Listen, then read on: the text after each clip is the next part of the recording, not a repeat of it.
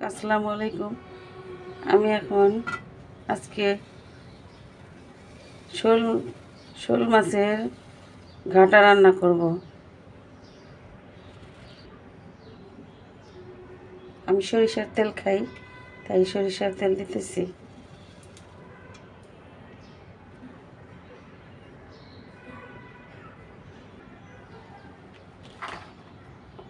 পেঁয়াজ,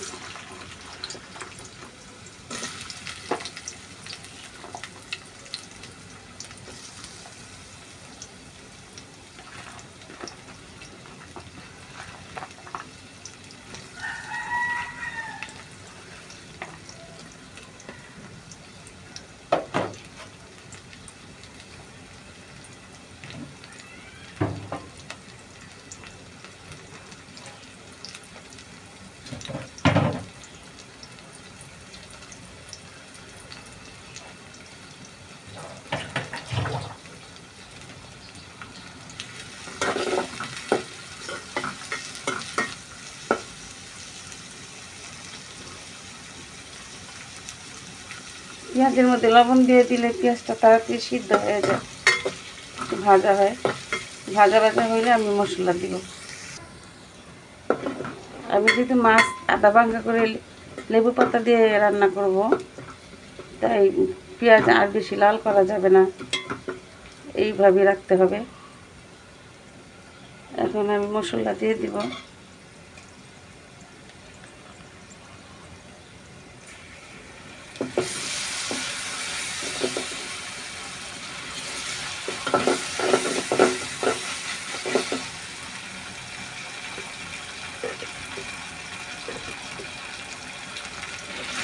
ধনিয়ার গুঁড়া। ঠান্ডা লাগছে, গলাটা বসে গেছে, তাই ভয়েসটা একটু মোটা মোটা আসতেছে।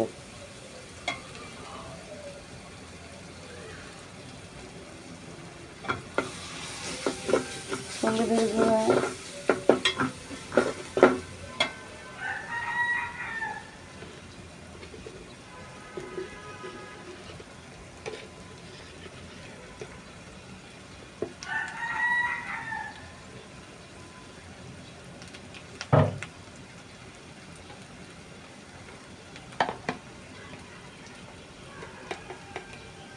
মরিচের ফাঁকি দিয়ে দিলাম।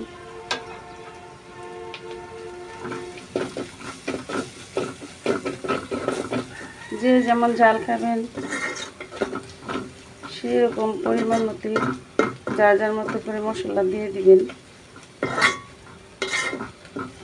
আমি তো শেফ না, আমি রেসিপি শিখাই না, কিন্তু আমি যেটা খাই সেটাই আমার প্রিয় দর্শকদের সাথে শেয়ার করি।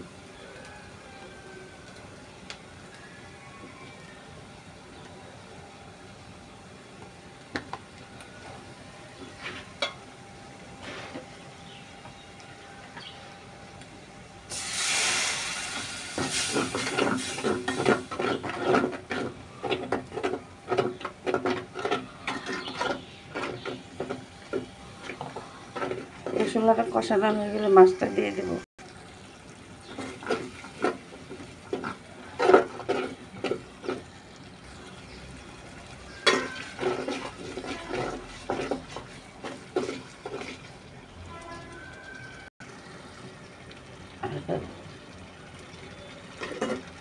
মশলা কষানো হয়ে গেছে, এখন আমি মাছগুলো দিয়ে দিলাম।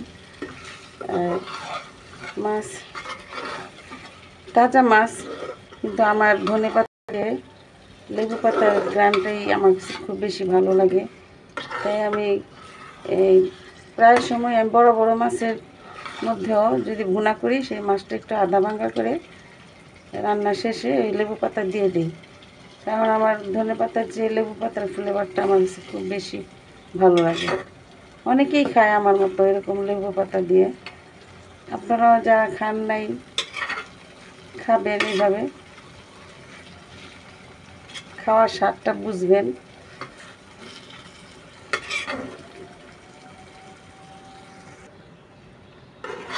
কষানো হয়ে গেছে, পরে এর মাঝে একটু পানি দিয়ে দিলাম। আমি আর পানি দিব না, যেহেতু আধা ভাঙ্গা করবো, তো বেশি পানি দিলে আবার ঝোল ঝোল থাকবে, সেটা ভালো লাগবে না। এটা থাকবে মাখা মাখা। লেবু পাতা দিব তো তাই মাখা মাখা রাখবো। আমার প্রিয় দর্শক, এই যে হয়ে আসছে, যেহেতু তাজা মাছ তো বেশি ঝোলটা আর শুকাবো না, আর লেবু পাতাটা এখনই দিয়ে দিব।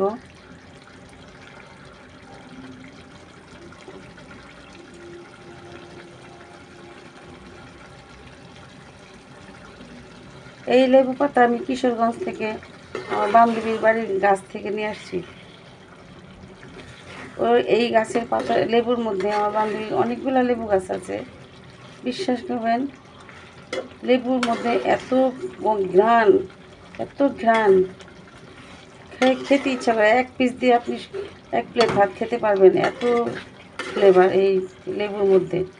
আর এই পাতাগুলোর মধ্যে তো ঘ্রাণ আছেই, এই জন্য আমি ওখান থেকে নিয়ে আসছি এই লেবু পাতাগুলা।